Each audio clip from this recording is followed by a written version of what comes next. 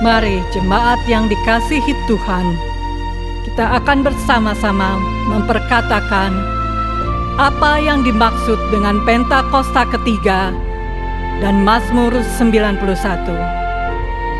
Apa yang dimaksud dengan Pentakosta ketiga? 1. Pentakosta ketiga adalah pencurahan Roh Kudus yang dahsyat di zaman ini, melebihi yang terjadi di Azusa Street. 2. Pentakosta ketiga akan mengakibatkan penuaian jiwa yang terbesar dan yang terakhir sebelum Tuhan Yesus datang kembali. 3. Pentakosta ketiga akan membangkitkan generasi Yeremia, yaitu anak-anak muda yang dipenuhi Roh Kudus, cinta mati-matian kepada Tuhan Yesus, tidak kompromi terhadap dosa, dan akan bergerak untuk memenangkan jiwa. 4. Pentakosta ketiga lahir di Indonesia dan bergerak ke bangsa-bangsa. Gerakan ini dari timur ke barat dan akan kembali ke Yerusalem. 5. Pentakosta ketiga akan memberikan kuasa untuk menyelesaikan amanat agung, dan setelah itu Tuhan Yesus akan datang kembali. Dan mari bersama kita sepakat dan percaya mendeklarasikan firman Tuhan yang tertulis dalam Mazmur 91. Dalam lindungan Allah. Orang yang duduk dalam lindungan yang maha tinggi dan bermalam dalam naungan yang maha kuasa akan berkata kepada Tuhan, tempat perlindunganku dan kubu pertahananku, Allahku yang kupercayai. Sungguh, Dialah yang akan melepaskan engkau dari jerat penangkap burung, dari penyakit sampar yang busuk. Dengan kepaknya Ia akan menudungi engkau, di bawah sayapnya engkau akan berlindung. Kesetiaannya ialah perisai dan pagar tembok. Engkau tak usah takut terhadap kedahsyatan malam, terhadap panah yang terbang di waktu siang, terhadap penyakit sampar yang berjalan di dalam gelap, terhadap penyakit menular yang mengamuk di waktu petang. Walau 1000 orang rebah di sisimu dan 10.000 di sebelah kananmu, tetapi itu tidak akan menimpamu. Engkau hanya menontonnya dengan matamu sendiri dan melihat pembalasan terhadap orang-orang fasik. Sebab Tuhan ialah tempat perlindunganmu, yang maha tinggi telah kau buat tempat perteduhanmu. Malapetaka tidak akan menimpa kamu, dan tulah tidak akan mendekat kepada kemahmu. Sebab malaikat-malaikatnya akan diperintahkannya kepadamu untuk menjaga engkau di segala jalanmu.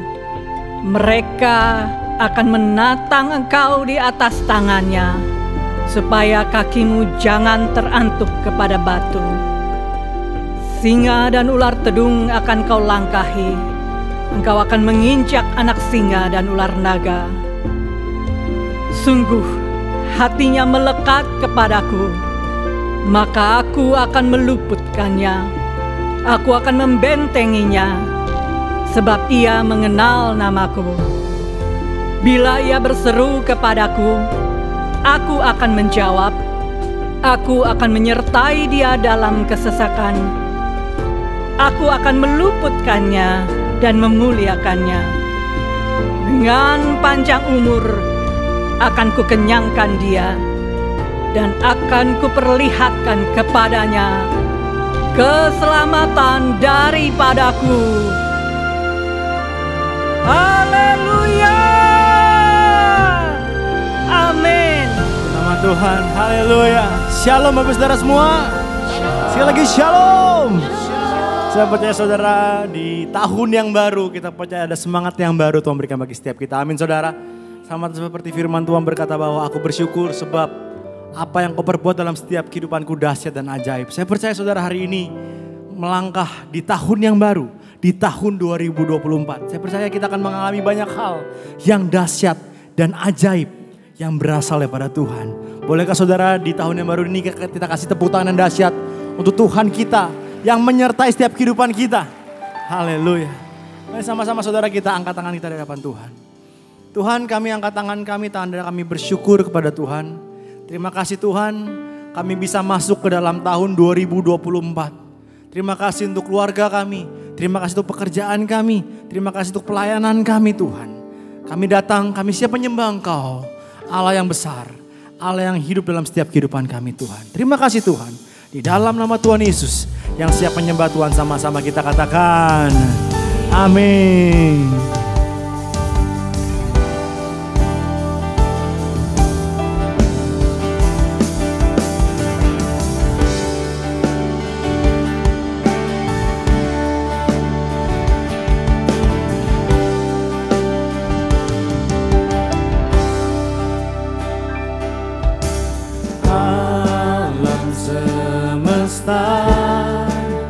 Melukiskan kebesaran Tuhan, bumi dan surga menyanyikan kemuliaan nama-Mu.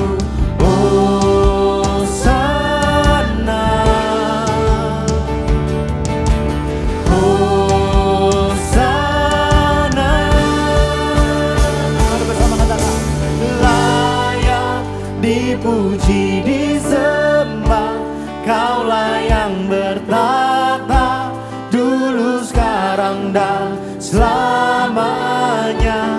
Raja atas segala raja, nama-Mu besar termulia. Kasih tepuk tangan dahsyat untuk Tuhan kita saudara.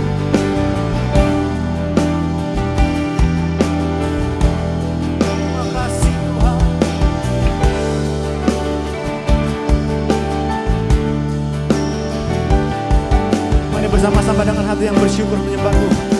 Mari bersama-sama katakan saudara. Alam semesta melukiskan kebesaran Tuhan, bumi dan surga menyanyikan kemuliaan. Sama-sama katakan Hosana, Hosana, Hosana.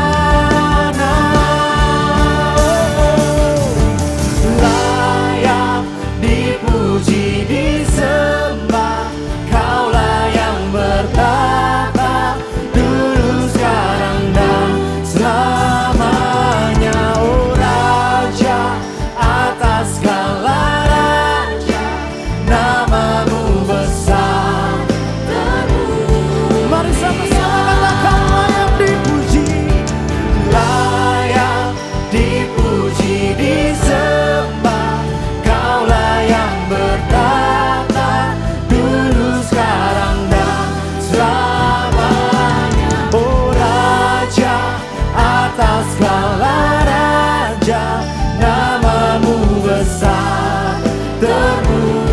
Mari angkat tanganmu katakan Hosana, Hosana, Hosana, Hosana, Hosana, Hosana.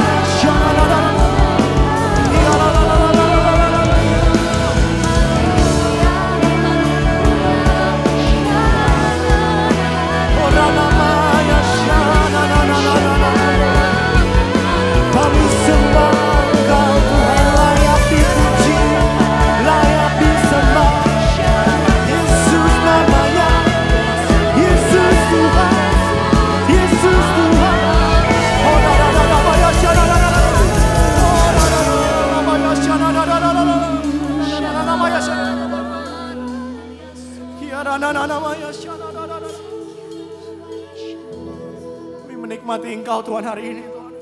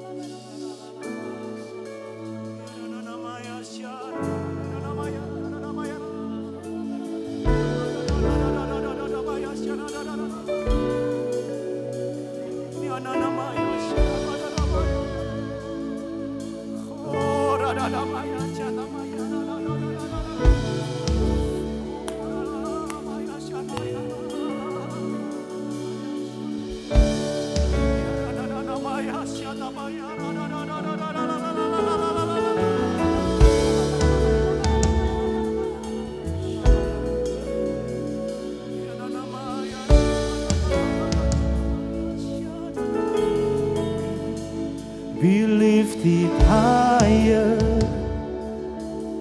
higher, be lifted higher. Jesus, you be lifted higher, higher. Jesus, Jesus, you be lifted higher, higher, be lifted higher. Jesus, you be lifted higher, higher, be lifted higher.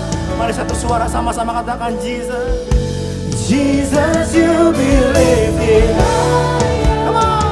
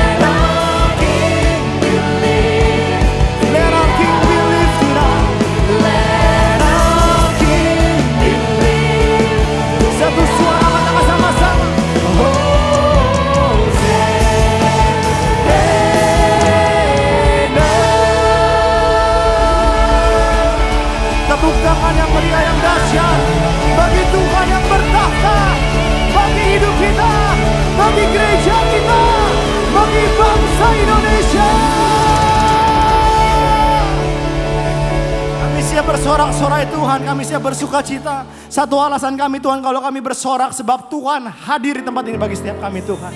Terima kasih Bapak, terima kasih Tuhan yang siap bersorak. Sama-sama kita katakan amin. Boleh senyum kasih kanan kirimu, katakan selamat tahun baru untuk kita semua. Haleluya.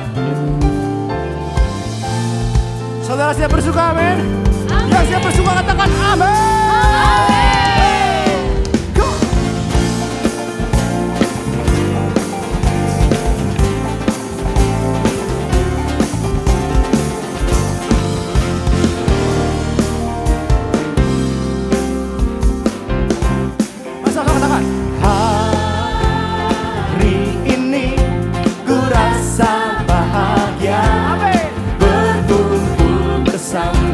Saudara seiman,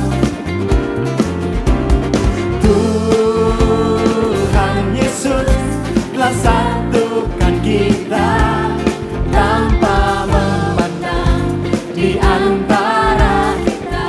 Mari sekali lagi yang berbahagia sama-sama katakan, come on.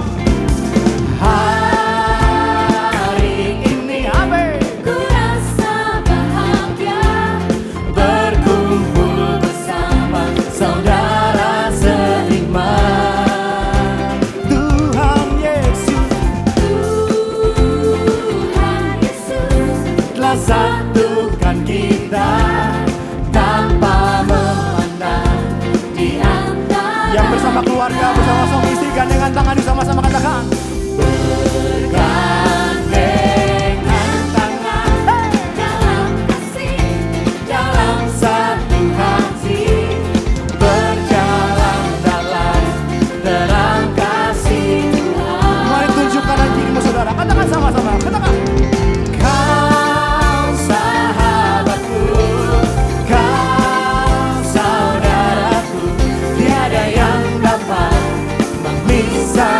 kita,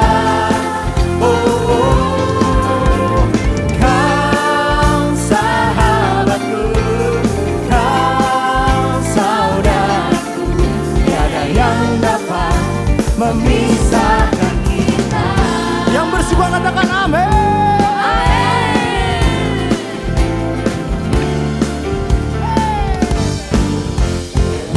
Mari sama-sama katakan yang berbahagia. Katakan sama-sama, come on. Hari ini ku rasa bahagia berkumpul bersama saudara seiman. Katakan namanya siapa saudara, katakan come on. Tuhan Yesus telah satukan kita tanpa memandang di antara. Sekali lagi yuk, berkeluarga bersama-sama, bergandengan tangan sama-sama katakan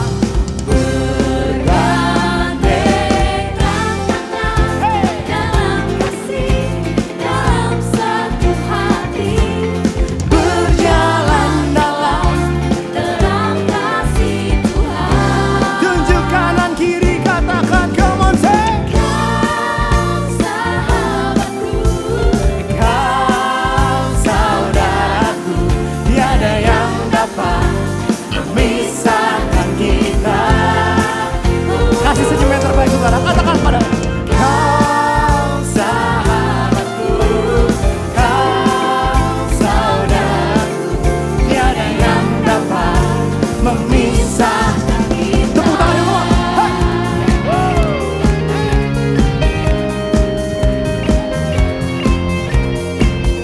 Kami sebagai satu tubuh Kristus, kami bersama-sama bergandengan tangan, kami katakan Tuhan bertahta di tempat ini Tuhan. Amin.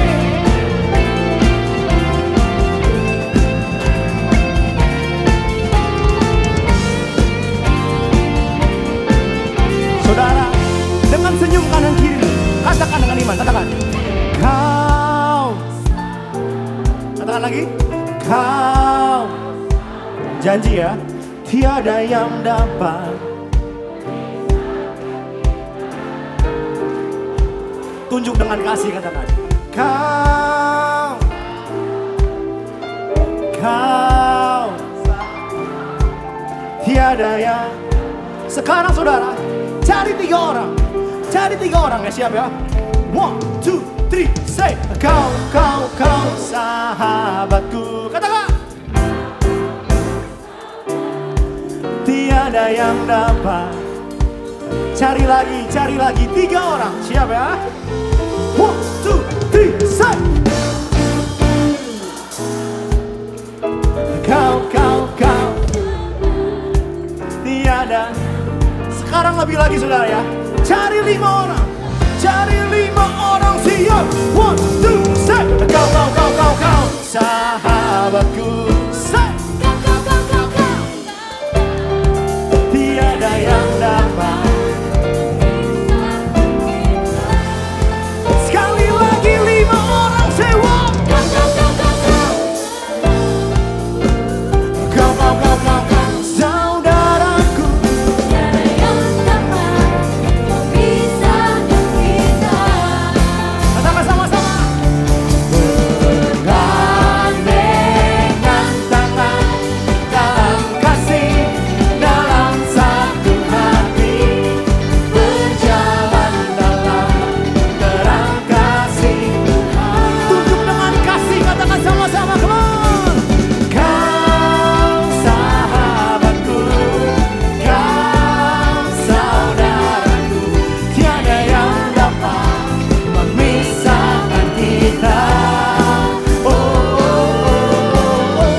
Kau sahabatku, kau saudaraku, tiada yang dapat memisahkan kita. Katakan janji sama Tuhan, katakan tiada yang dapat, tiada yang dapat memisahkan kita.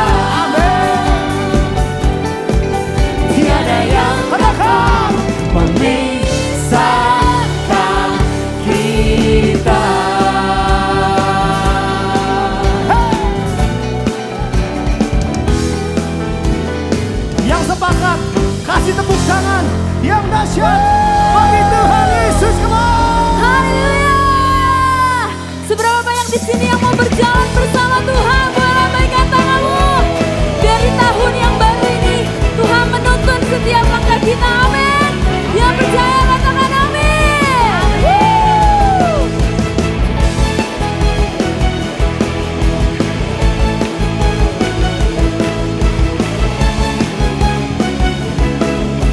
Mari sama-sama angkat suaramu, nyatakan. Tak pernah ku ragu akan kesetiaan.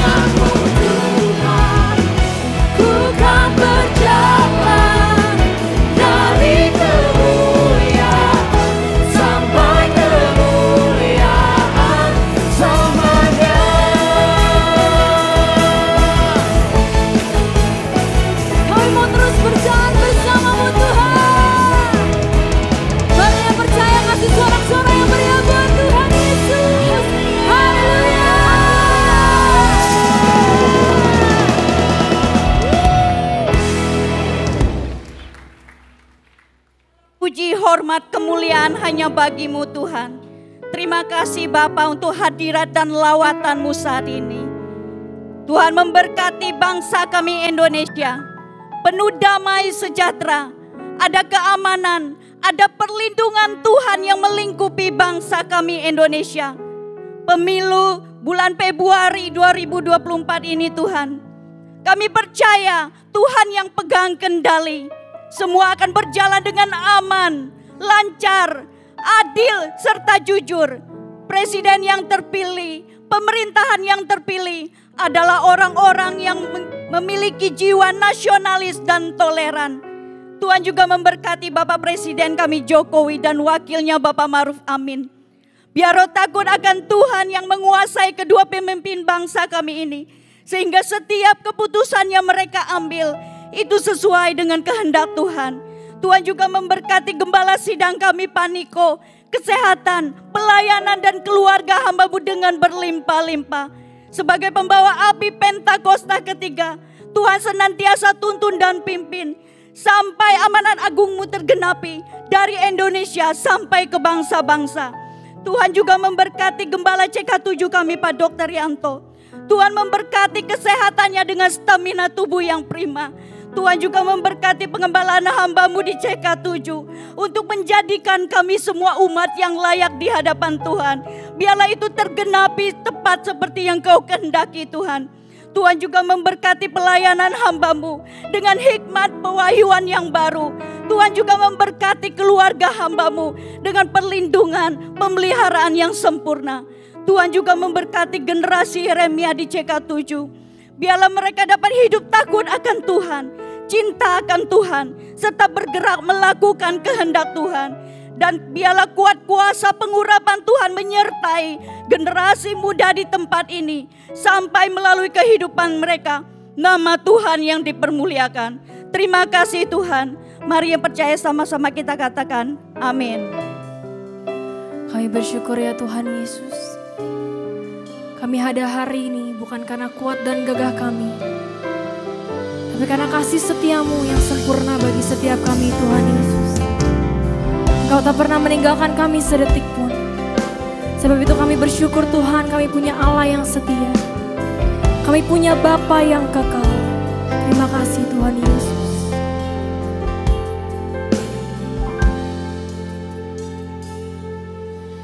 Kasih yang sempurna telah ku terima dari-Mu, bukan karena kebaikanku, hanya oleh kasih karunia-Mu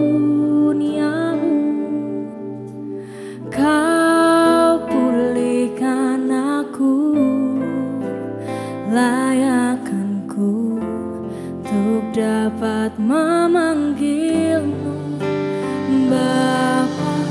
Kau beri aku pintar saat ku mencari, ku mendapatkan.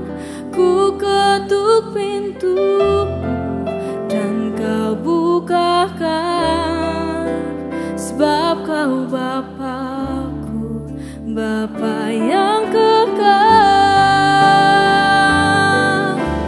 Takkan Kau biarkan aku melangkah hanya sendirian. Kau selalu ada bagiku, sebab Kau Bapa-Ku, Bapa yang kekal. Kau Bapa yang kekal Tuhan, kasih-Mu sempurna bagi kami. Kasih yang sempurna telah ku terima dari-Mu, bukan karena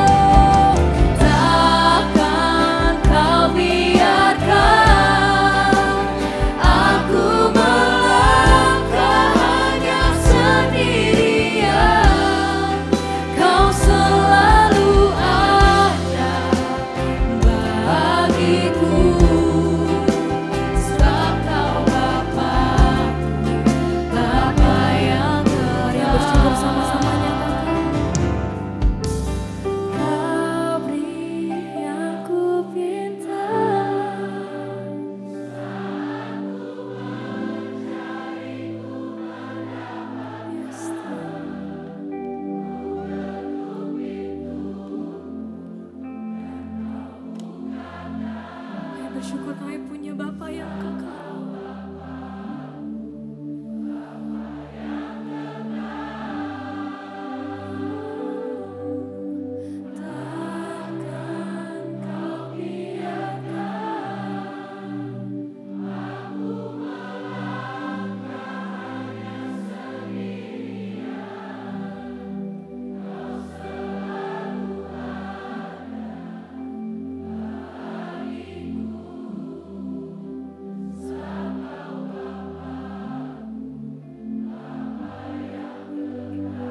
Dengan tangan terangkat sama-sama nyatakan. Kau beri yang ku pinta,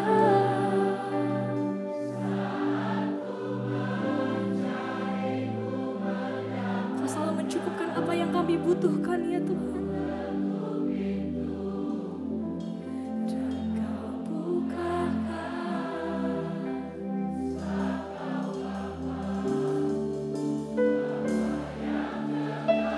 Meninggalkan kami sedetik pun ya Tuhan Yesus.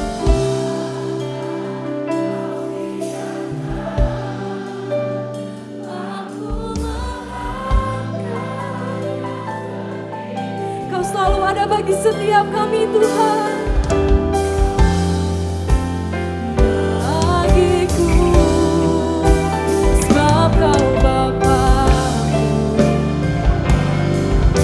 Mari kasih tepuk tangan yang terbaik buat Tuhan Yesus. Mari sama-sama nyatakan. Kau beri yang ku pinta, saat ku mencari ku mendapatkan. Ku ketuk pintu dan Kau bukakan, sebab Kau Bapa-Ku, yang takkan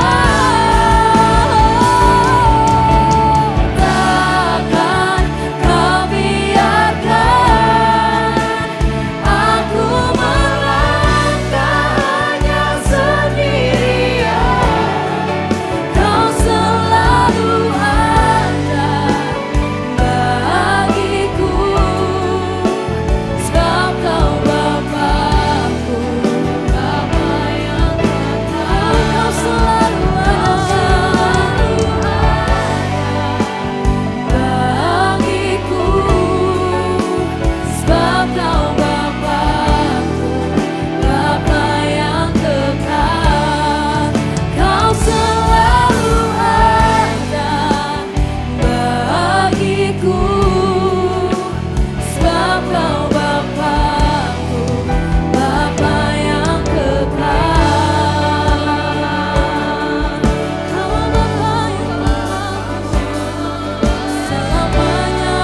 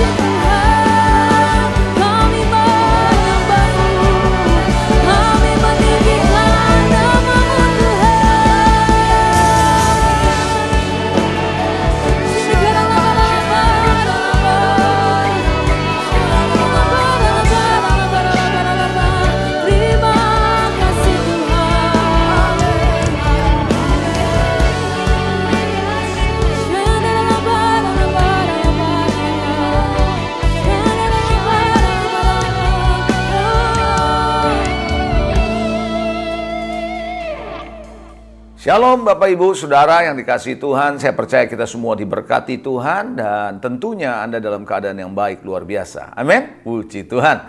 Saudara, hari ini saya akan berbicara mengenai satu hal yang penting di dalam perjalanan hidup kita, di dalam menghadapi hari-hari esok, menghadapi hari depan yang penuh dengan ketidakpastian, tekanan hidup, masalah-masalah, gejolak yang terus tentu akan terus eskalasinya meningkat menurut saya. Belum lagi perang yang nggak tahu kapan selesainya. Dan itu sebabnya kita perlu ada satu pengertian dan belajar tentang damai sejati. Saya akan berbicara tentang damai sejati. Ada banyak saudara manusia mencari kedamaian, mencari ketenangan, tetapi mereka tidak pernah mendapatkannya. Itu sebabnya jangan heran pernah dulu, zaman dulu ada satu tokoh musisi yang terkenal, John Lennon, pernah berkata dengan tema lagunya Imagine. Dia berpikir kalau nggak ada perang, nggak ada pemerintahan, nggak ada apa-apa, itu pasti akan damai hidupnya. Kenyataannya itu adalah sebuah impian belaka, saudara. Imajinasi belaka. Realitasnya adalah kita harus menghadapi kenyataan yang ada, yang selalu tidak mudah dalam hidup ini. Dan jawabannya bukan pada mimpi seseorang, tapi jawabannya adalah pada Tuhan sebagai sebenarnya kekuatan yang ada. Hari-hari ini saya melihat tekanan hidup yang cukup berat, saudara, menimbulkan ada banyak ketakutan, banyak kegelisahan, sehingga terjadi tekanan mental yang tidak mudah untuk dihadapi di hari-hari ke depan kalau kita tidak punya damai yang sejati dari Tuhan. Hari ini manusia mencoba mencari damai di dunia ini. Saya sering katakan begini Bapak Ibu, kalau dunia bisa menawarkan kedamaian, sudah lama manusia itu hidup dalam kedamaian. Betul nggak saudara? Tapi realitasnya, kenyataannya sampai sekarang dunia tidak pernah bisa memberikan damai yang sejati, tidak bisa memberikan kedamaian. Yang terjadi gejolak demi gejolak. Hal yang sama beberapa orang berharap bahwa mereka mencari kebahagiaan dari dunia ini. Tapi kenyataannya dunia tidak pernah bisa memberikan kebahagiaan sampai hari ini. Kalau dunia bisa memberikan kebahagiaan, sudah lama manusia hidup dalam kebahagiaan. Tapi realitasnya tidak. Itu sebabnya saudara, di dalam mencari ini kita perlu antidot atau obat. Dan obat ini tidak bisa didapatkan di apotik. Nggak ada yang namanya di apotik itu obat damai sejahtera. Mana ada saudara, iya kan? Nah antidot ini atau obat ini, penawar ini adalah Tuhan sebagai sumbernya yang menjadi pertolongan buat saudara dan saya.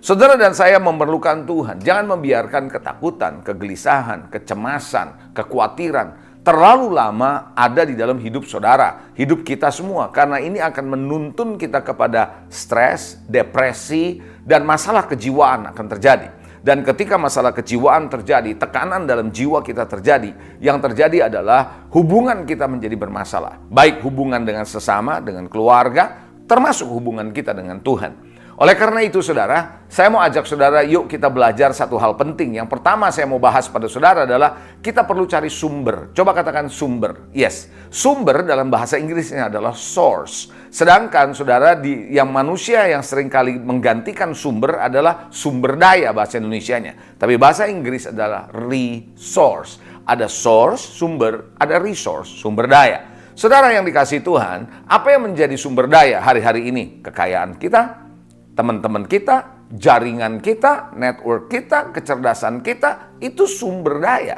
Sumber dari manusia adalah Tuhan sebenarnya.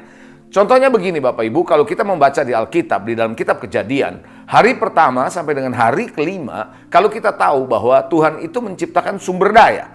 Karena dia ciptakan alam semesta, dia menciptakan yang namanya tumbuhan, hewan, betul ya saudara ya?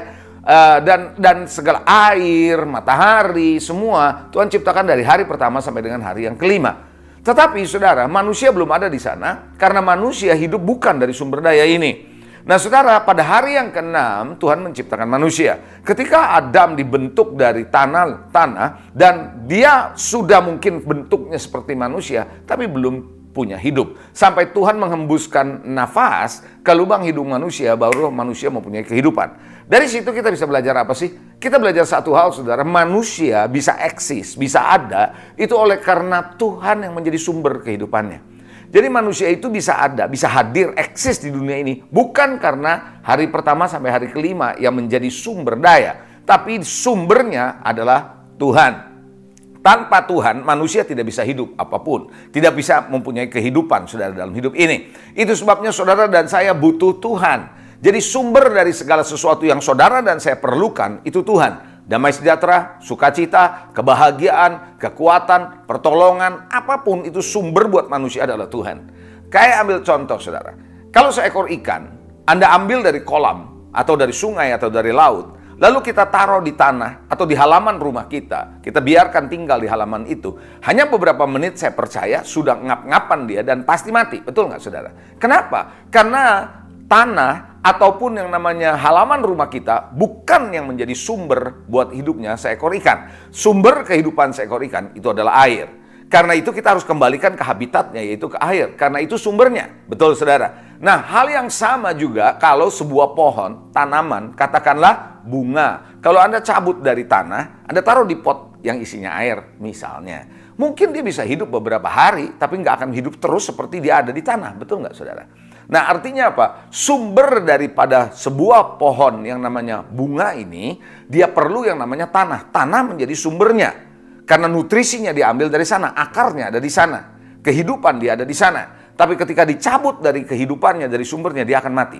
Hal yang sama dengan manusia. Saudara dan saya adalah ciptaan Tuhan. Sumber hidup saudara dan saya adalah Tuhan. Ketika kita keluar dari Tuhan, kita mencari yang lain dari sumber itu, pasti kita akan ngap-ngapan kalau bahasanya. Kita pasti akan kesepian, kosong, tidak punya kekuatan, lemah. Karena kita tidak sadar bahwa kita pikir sumber daya menggantikan sumber. Nggak bisa, saudara. Kalau Anda punya gadget, Anda punya HP, handphone, saudara, Anda kalau baterainya sudah drop, apa yang kita lakukan? Tentu kita akan charge. Nah, kalau kita bisa charge dengan dua cara. Yang pertama, kita langsung colok ke listrik. Betul? Itu adalah cara yang pertama. Sumbernya kita colok ke listrik. Atau yang kedua, kita bisa pakai power bank. Nah, saya percaya, saudara, kalau saya tanya Anda mana yang lebih baik, pasti ke listrik, bukan ke sumber kepada power bank. Kenapa? Karena HP yang dicas ke power bank terus-menerus bisa merusak baterainya. Betul ya? Ketahanan baterainya nggak akan lama. Itu bisa merusak. Hal yang sama, saudara, ketika saudara dan saya lupa bahwasannya sumber daya itu bukan sumber. Nah, ketika kita mencoba men-charge hidup ini ke sumber daya yang ada di dunia ini, lambat laun kita makin lama makin lemah. Tapi kita harus ke-charge ke sumbernya, ke Tuhan. Tuhan itu adalah sumbernya. Oleh karena itu, saudara yang dikasihi Tuhan, Anda dan saya perlu damai sejati dari Tuhan. Yohanes 14 ayat 27, sumbernya itu Tuhan berkata begini, damai sejahtera kutinggalkan bagimu. Coba, Anda bisa katakan sama-sama saya, kutinggalkan. Iya, Yesus meninggalkan. Dia meninggalkan apa? Damai sejahtera. Bagi saudara dan saya lanjut. Damai sejahteraku, kuberikan kepadamu. Coba katakan sama saya, kuberikan, diberikan, saya terima. Sekali lagi, kuberikan, diberikan, saya terima. Oke, saya ulang. Damai sejahtera ku tinggalkan bagimu, damai sejahtera ku berikan kepadamu. Dan apa yang ku berikan tidak seperti yang diberikan oleh dunia kepadamu. Jadi damai sejahtera yang Tuhan tinggalkan dan Tuhan berikan kepada saudara dan saya tidak seperti dunia berikan kepadamu. Jangan gelisah dan gentar hatimu. Jadi Tuhan lagi berkata begini, saudara. Engkau akan gelisah, engkau akan gentar kalau engkau tidak menemukan atau mendapatkan damai sejahtera yang dari Tuhan.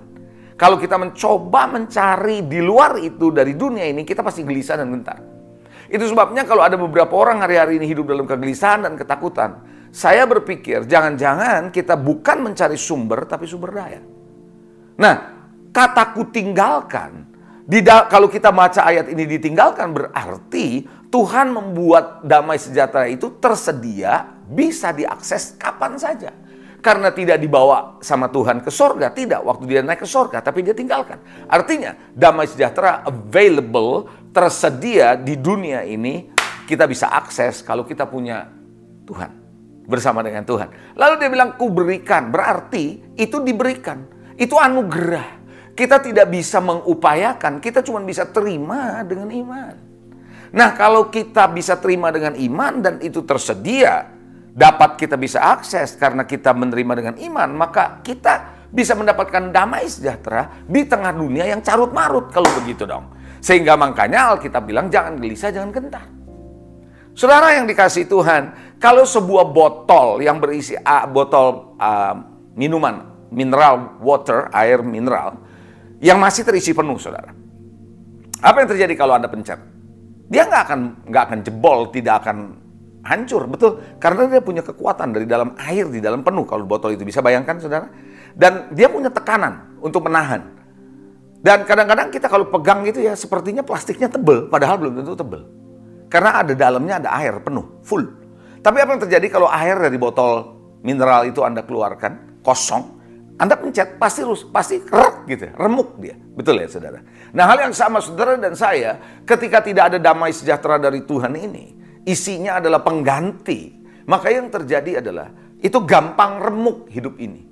Gampang hancur hidup ini ketika mengalami tekanan dari dunia ini.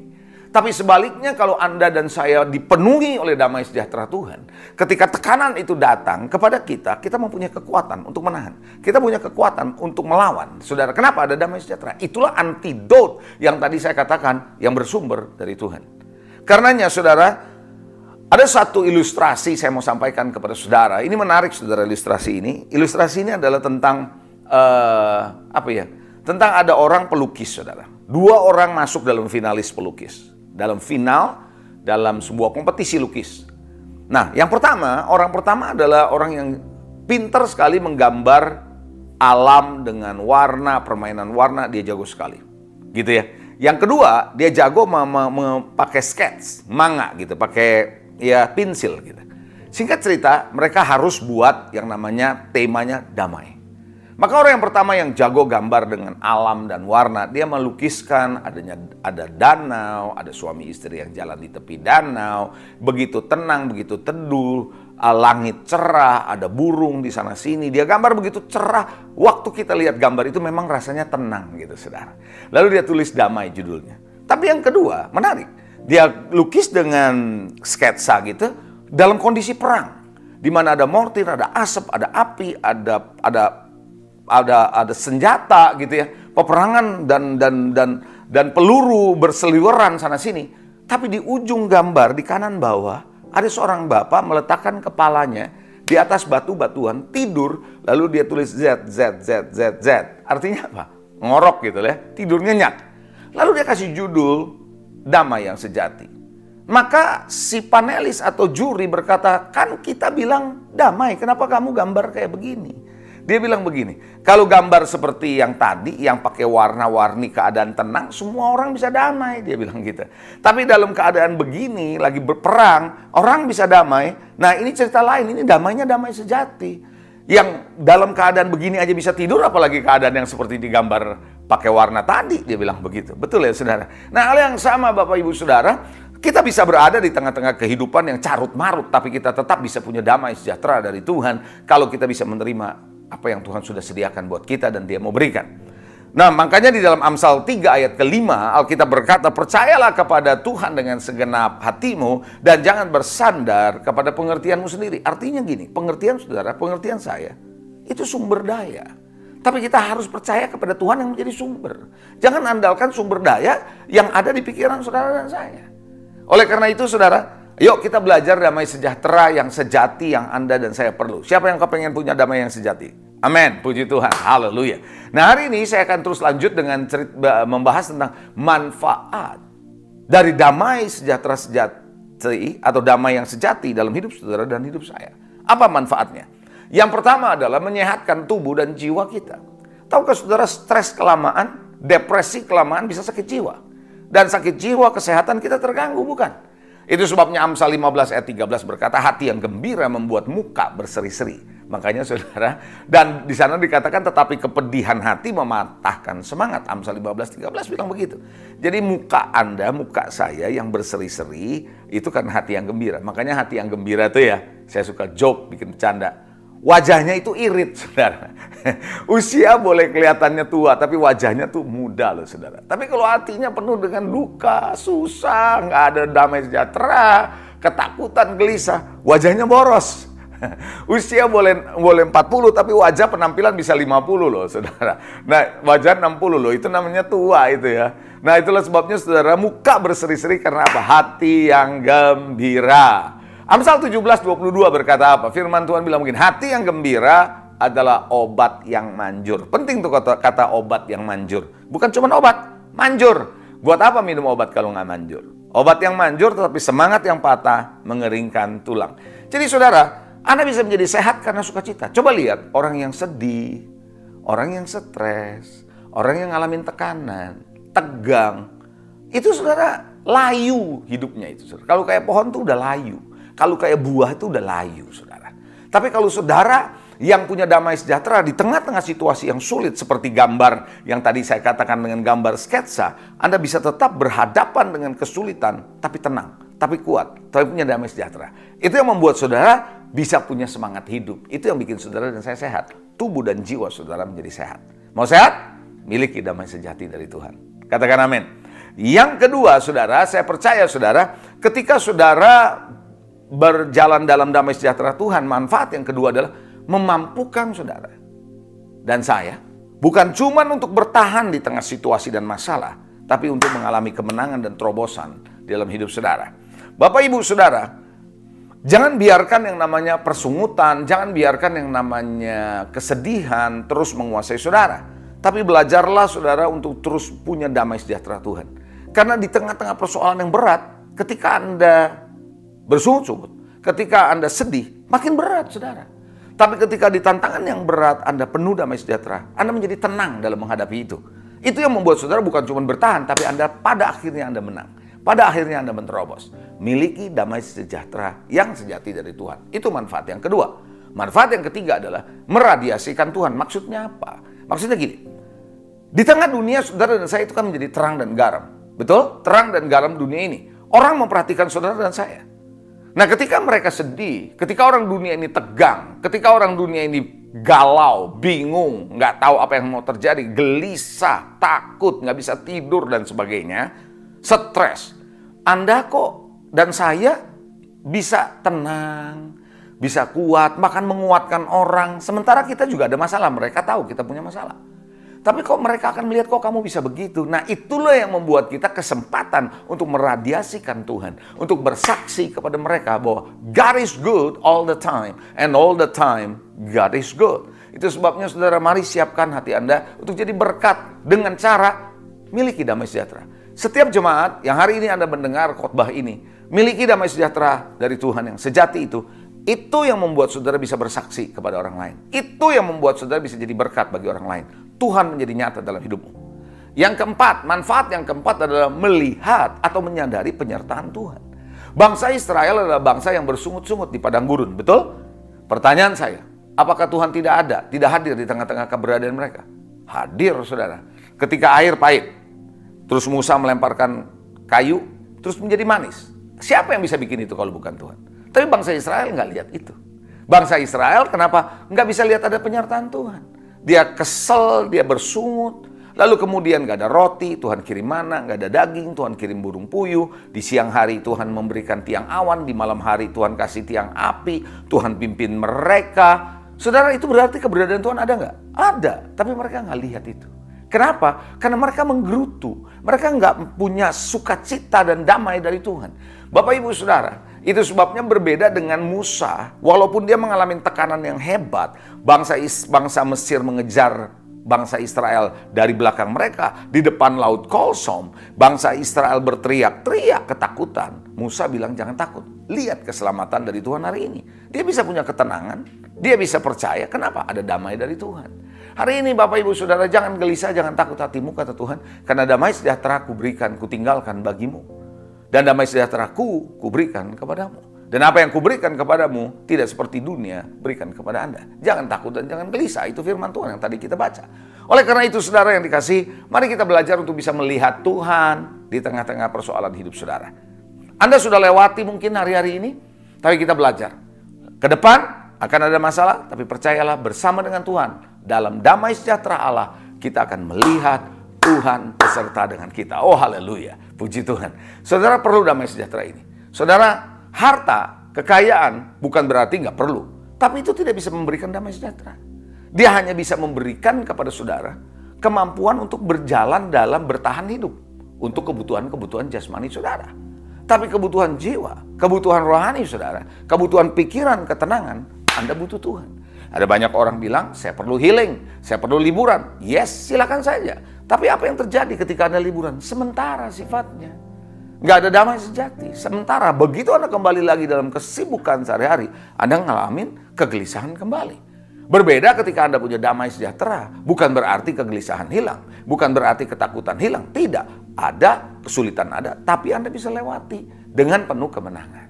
Nah, hari ini, bagian terakhir saya mau sampaikan bagaimana caranya supaya saudara dan saya bisa memiliki damai sejahtera yang memenuhi kehidupan saudara dan saya. Damai yang sejati ini. Saudara mau? Yang mau katakan amin dong. Haleluya. Praise the Lord. Yang pertama saudara, kita harus selalu dekat dengan sumbernya. Dekat dengan sumbernya. Dan tadi kita sudah bahas, sumbernya itu adalah Tuhan. Amen. Saudara, kita tidak punya 4 musim seperti negara-negara lain yang ada di Eropa, di Amerika, di Australia, punya 4 musim. Apa yang terjadi ketika musim dingin sangat menggigit gitu dalam tanda kutip ya. Sangat dingin. Apa yang terjadi? Maka kita pasti akan mempunyai tungku di rumah-rumah. Kalau Anda perhatikan di Eropa, di Amerika punya tungku api. Dan ketika tungku api itu nyala, itu adalah sumber hangat buat orang-orang yang lagi kedinginan. Dan mereka akan dekat-dekat dengan sumbernya, dekat-dekat dengan apinya supaya kehangatan itu dia dapat. Hal yang sama, damai yang sejati tidak akan Anda bisa dapat kalau Anda menjauh dari sumbernya. Oh ya, karena Alkitab pernah berkata, saudara, memang nggak ada ayatnya, maksudnya nggak ada ayatnya, saya nggak sampaikan di slide saya. Tapi saudara, ada satu ayat firman Tuhan bilang, Yeremia 2:13, bahwa 2 kali umatku berbuat jahat. 2 kali umatku berbuat jahat. Yang pertama adalah mereka meninggalkan aku, sumber air yang hidup buat mereka, untuk menggali kolam yang bocor, yang tidak bisa menampung air. Nah, ketika saudara keluar atau menjauh dari sumber air atau sumber kehidupan dari Tuhan dan mencoba pakai kekuatan kita sendiri, yang terjadi adalah bocor, yang terjadi adalah kosong, yang terjadi adalah kering. Itu sebabnya kenapa orang bisa melayani loh di gereja, tapi kehilangan damai sejahtera. Bisa karena mereka jauh dari sumbernya. Cuma dekat dengan pelayanan, tapi tidak dengan sumbernya. Sumbernya itu Tuhan. Saudara, kita tidak boleh mengandalkan pelayanan pengganti dari sumber. Pelayanan itu adalah apa yang kita kerjakan buat Tuhan. No, pelayanan bukan sumber hidup saudara. Bukan sumber yang memberi kekuatan saudara, tidak. Tapi pelayanan adalah saluran Anda menyalurkan sumber Tuhan dalam hidup saudara melalui pelayanan saudara. Sehingga apa yang Anda miliki itu yang mengalir dalam hidup saudara. Bukankah Tuhan berkata, Yohanes 10 ayat 10 bilang apa? Pencuri datang untuk mencuri, membunuh, membinasakan. Betul ya? Tapi aku datang untuk memberikan kamu apa? Hidup. Supaya engkau memilikinya dalam segala kelimpahan. Ayat ini tidak ada urusan sama duit. Jangan pakai ayat ini soal duit. Nggak ada urusannya. Ayat ini bicara soal hidup yang diberikan kepada saudara melimpah keluar. Lewat apa? Pelayanan saudara. Lewat ministry. Entah itu kesaksian, entah itu pelayanan, entah itu khotbah, apapun. Mengalir karena sumbernya mengalir dalam hidup saudara. Makanya Tuhan bilang, jagalah hatimu dengan penuh kewaspadaan, karena di situ adalah sumber aliran kehidupan saudara. Dekat dengan sumbernya. Coba katakan dekat dengan sumbernya. Jangan jauh, saudara. Makin jauh kita nggak akan damai sejahtera. Kegelisahan, ketakutan, kekhawatiran yang terjadi. Dekat, coba bilang dekat. Kalau perlu Anda berhubungan terus dengan Tuhan. Membangun hubungan tiap hari. Dahan pohon yang tidak melekat kepada pokoknya, mati. Ingat, sumber hidup saudara dan saya adalah Tuhan. Bisa katakan amin? Puji Tuhan. Nah, yang kedua, bagaimana caranya supaya damai sejati dari Tuhan itu bisa memenuhi hidup saudara? Belajar bersyukur. Belajar memuji Tuhan senantiasa. Saudara, Tesalonika berkata, dalam 1 Tesalonika 5 ayat 18 jelas mengatakan begini, mengucap syukurlah dalam segala hal. Artinya apa? Ya dalam segala hal. Lagi susah, lagi senang, lagi diberkati, lagi kere gitu ya, lagi sakit, lagi sehat dan seterusnya, kita dalam segala hal kita harus mengucap syukur. Jadi mengucap syukur itu adalah gaya hidup buat saudara dan saya. Sebab itulah yang dikehendaki Allah di dalam Kristus Yesus bagi kamu. Jadi Tuhan mau saudara dan saya mengucap syukur, memuji Tuhan, karena lewat itulah Anda akan melihat mengalir keluar, karena tidak mungkin Anda bisa bersuka cita kalau Anda berduka cita. Dan tidak mungkin Anda berduka cita kalau Anda bersuka cita. Bisa katakan amin. Mazmur 43 ayat yang kelima, Alkitab berkata, mengapa engkau tertekan, hai jiwaku?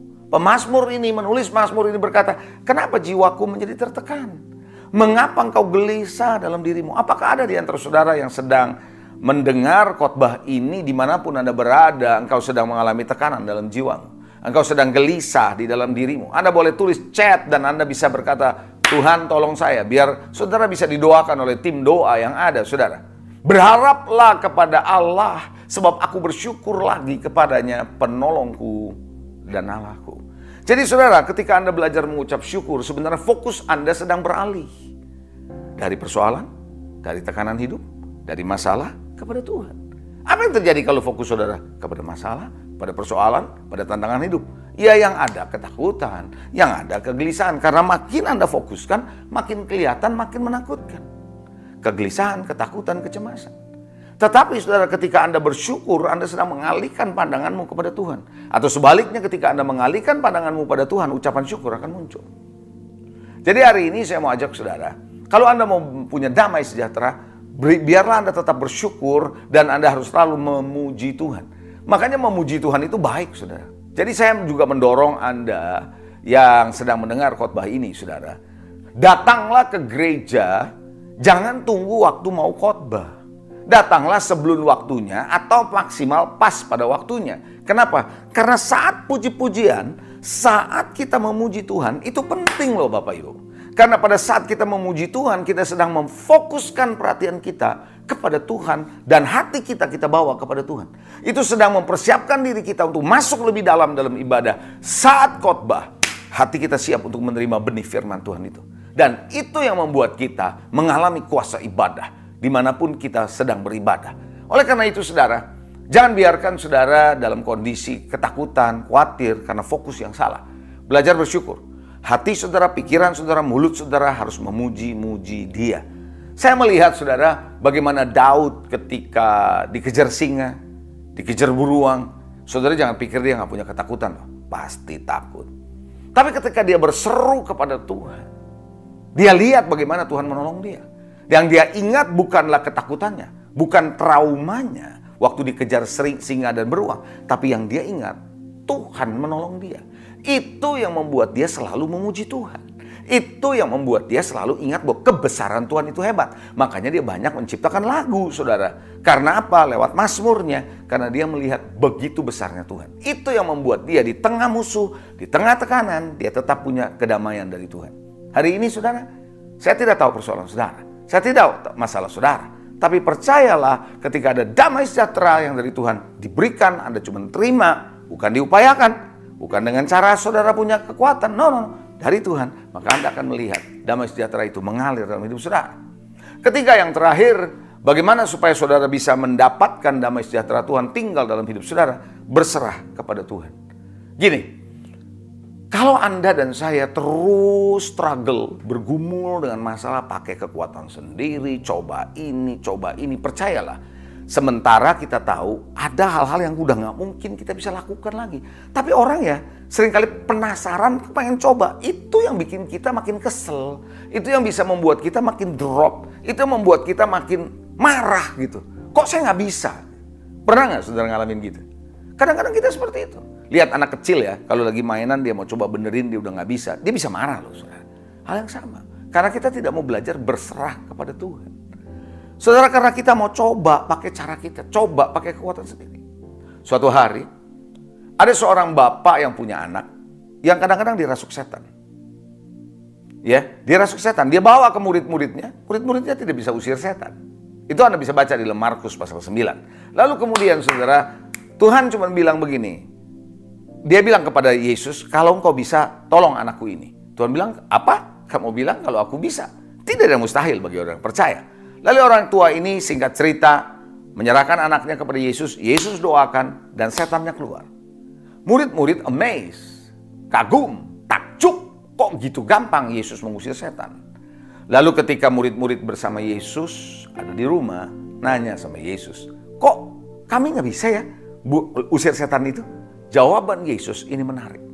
Dia bilang begini, jenis ini tidak dapat diusir. Maksudnya roh jahat ini tidak bisa diusir jenis ini. Kecuali dengan doa dan puasa. Menarik saudara statement ini. Jadi Yesus sedang mengatakan begini. Ada, kira-kira begini. Ada dalam situasi-situasi tertentu. Dalam hidup saudara dan hidup saya. Nggak bisa diapa-apain lagi. Nggak bisa dilakukan apa-apa lagi. Kecuali doa puasa. Ada masalah tertentu yang Anda mau gumuli, mau coba, nggak bisa. Jadi cuma bisanya apa? Berserah. Saat kita berserah, serahkan sama Tuhan, udah. Kita pun bisa tidur dengan nyenyak, pikiran kita jadi tenang, hati kita jadi damai.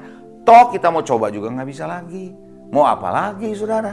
Percayalah, doa dan puasa sanggup menolong saudara.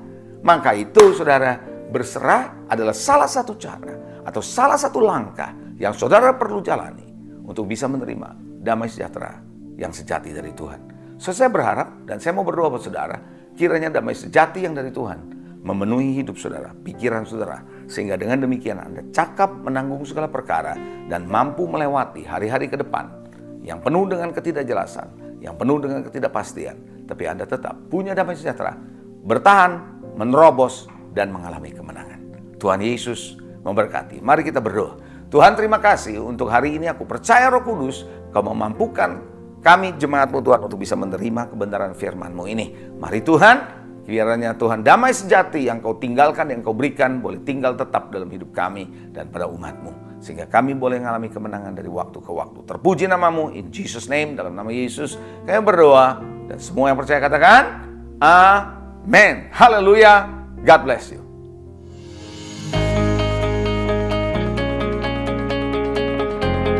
Shalom, Gembala dan seluruh pengerja CK7 serta jemaat Tuhan mengucapkan terima kasih kepada Pendeta Leonardo Syamsuri MBA MTH yang telah memberkati kita semua melalui penyampaian pesan firman Tuhan pada hari ini. Tuhan Yesus memberkati Bapak dan keluarga berlimpah-limpah. Amin. Berikut kami sampaikan beberapa pengumuman.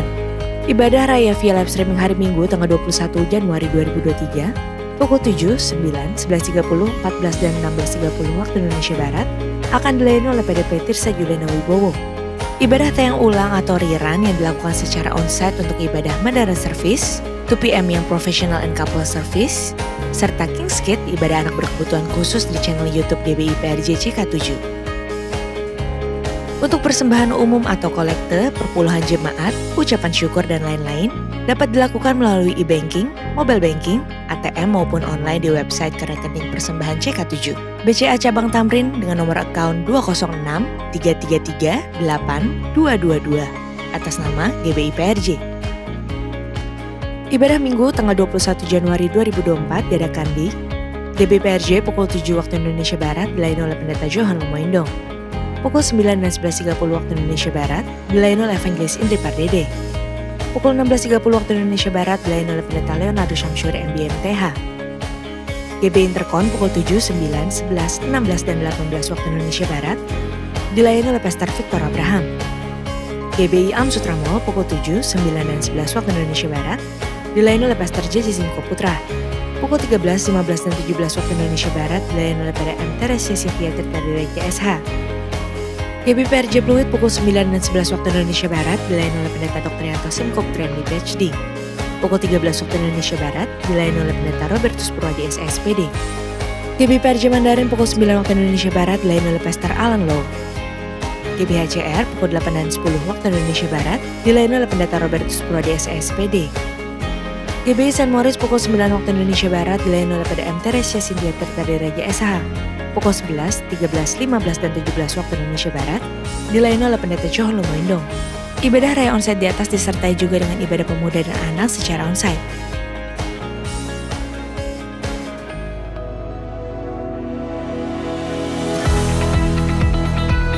Rumah Doa adalah suatu pelayanan doa yang diadakan untuk membawa Bapak Ibu mengalami perjumpaan pribadi dengan Tuhan Yesus, serta mendoakan secara spesifik untuk setiap pergumulan dan masalah yang dihadapi oleh jemaat maupun pengerjat. Kami mengajak Bapak Ibu sekalian untuk dapat mengikuti Rumah Doa CK7 yang akan diadakan secara hybrid, onsite, dan online.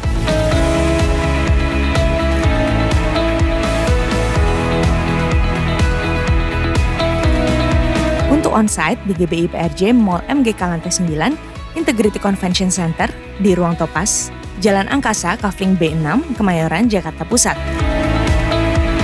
Dan untuk online diadakan via Zoom di mana link, meeting ID, serta password dapat diklik langsung di apps GBI PRJ CK7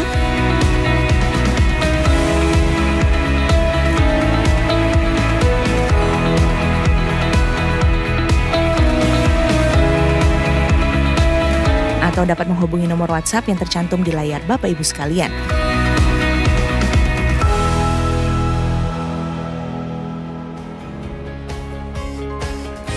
Unit pengajaran CK7 kembali membuka kelas KOM 100 dan 200 online. Dimulai pada hari Selasa tanggal 13 Februari 2024. Pendaftaran dibuka mulai tanggal 2 Januari sampai dengan 13 Februari 2024. Bagi Bapak Ibu yang mau memperdalam isi Alkitab dapat mengikuti kelas tersebut dan harap segera mendaftarkan diri.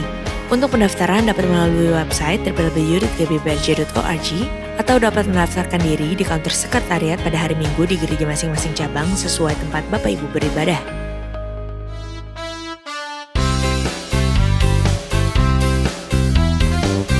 Kenapa abang kalau pelayanan kok bikin orang suka ketawa? Lah kan Injil itu kabar baik, Pak. Kalau nakut-nakutin berarti Halloween, Pak.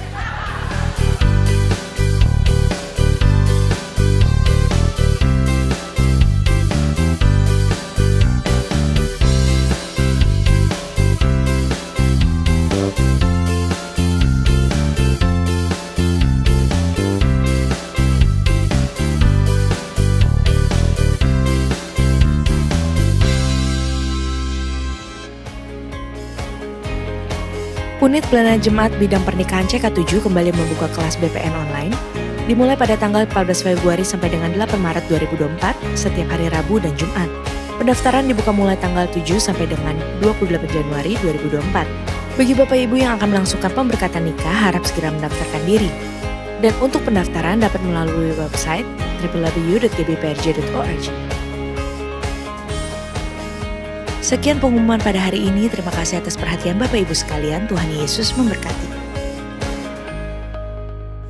Terimalah berkat yang berlimpah-limpah dari Allah Bapa, kasih karunia di dalam anaknya yang tunggal, Yesus Kristus, persekutuan yang manis dengan Roh Kudus menyertai kita mulai saat ini, sampai Tuhan Yesus datang kembali untuk kedua kalinya, menjemput kita di awan-awan yang permai, bahkan untuk selama-lamanya.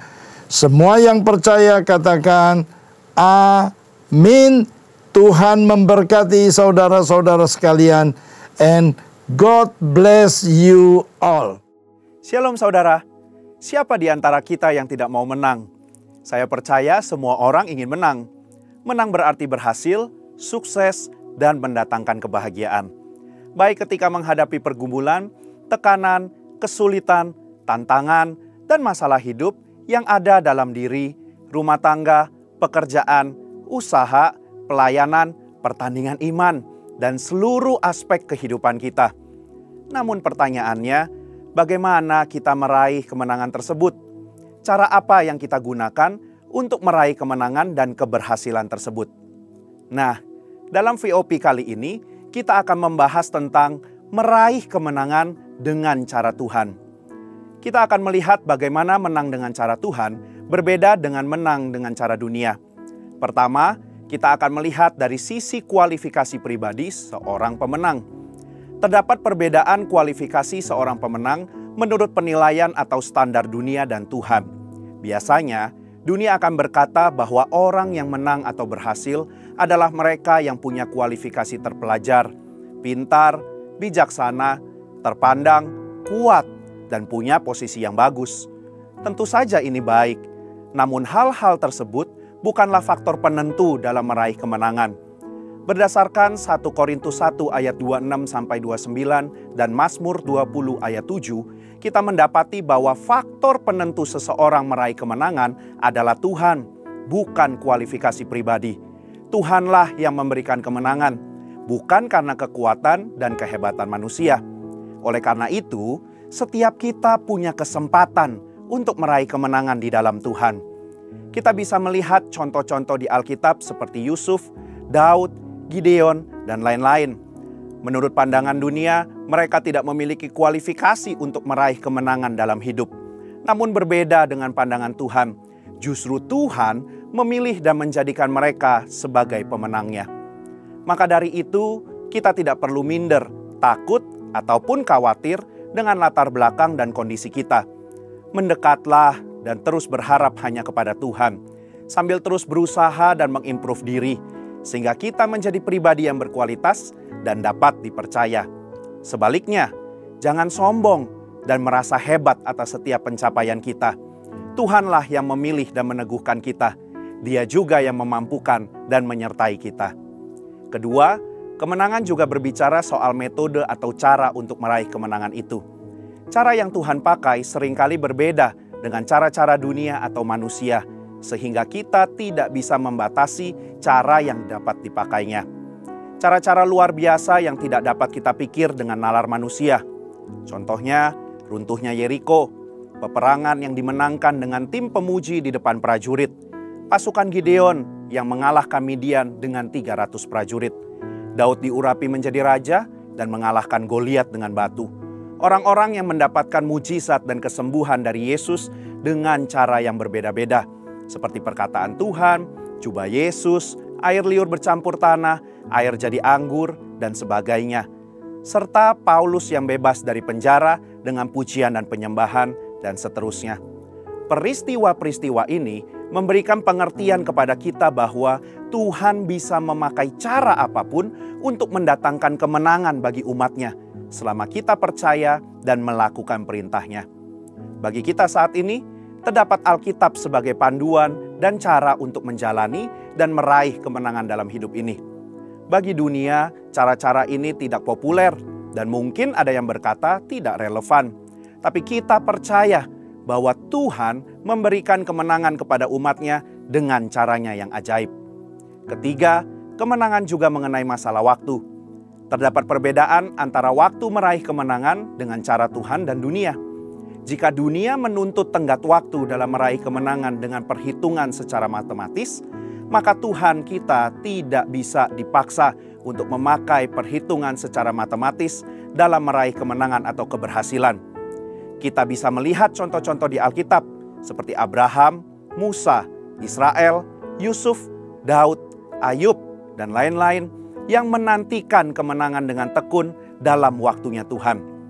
Ada yang menantikan setahun, namun juga ada yang 40 tahun. Secara dunia, hal ini tentu merupakan waktu yang panjang dan tidak populer. Namun Pengkhotbah 3 ayat yang 11 mengatakan, Tuhan membuat segala sesuatu indah pada waktunya. Waktu Tuhan berbeda dengan waktu dunia. Mungkin terasa begitu lambat, tapi waktu Tuhan tidak pernah terlambat. Maka dari itu, tetaplah percaya dan usahakan yang terbaik yang kita bisa. Kemenangan akan menjadi bagian milik kita. Alkitab memberikan langkah praktis yang dapat kita lakukan untuk meraih kemenangan. Pertama, beriman dan mengandalkan Tuhan. Kedua, ikuti dan terapkan prinsip kebenaran firman Tuhan dalam kehidupan sehari-hari. Yang ketiga, tekun dan sabar. Kesimpulannya, kita perlu hati-hati dengan cara kita dalam meraih kemenangan. Tuhan memberikan kemenangan kepada orang-orang yang dikasihinya, namun kita perlu mengikuti dan menerapkan prinsip kebenaran firman Tuhan dalam kehidupan kita, dan tetap sabar dalam menantikan waktunya. Selain itu, kita tidak boleh bermegah atas kemenangan atau keberhasilan kita, karena itu adalah pemberian Tuhan. Mari kita meraih kemenangan bersama Tuhan dengan caranya sambil tetap memuliakan Tuhan dalam hidup kita. Saudara, untuk penjelasan lebih lengkap dari tim teologi kami, silakan scan QR Code atau buka link yang ada di atas. Tuhan Yesus memberkati.